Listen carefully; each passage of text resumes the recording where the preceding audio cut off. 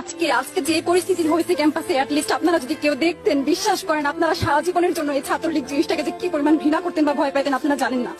এরা আমাদের সামনে রড দিয়ে পিটায়, ছেলেগুলারে রড দিয়ে পিটায় একদম আধামরা করে ফেলছে। তারা এসে আমাদের পেছনে লুকাইছে, আমাদের বোরকার পেছনে, আমাদের ওড়নার পেছনে লুকায়, বলে আপু আমাদের একটু লুকায় রাখেন, আমাদের ওরা মাইরা ফেলবে, আমাদের বাঁচান আপু বাঁচান। আমরা তাদের ওড়না দিয়ে বোরকা দিয়ে লুকায় রাখছি, সেইখান থেকে আমাদের ধাক্কা দিয়ে ফেলে দিয়ে তাদের বের করে আমার মাথায় রড দিয়ে মারছে, এমন অবস্থা।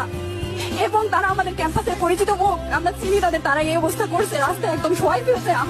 আমাদের হলে মেয়েদের বুকে বড় বড় যে আসতো ইট, এই ইট গুলো বুকে ফেঁকে দিচ্ছে, মানে একদম পুরো বুকে লাগছে, এরকম জামা কাপড় ছিঁড়ে ফেলছে, এত বাজে অবস্থা।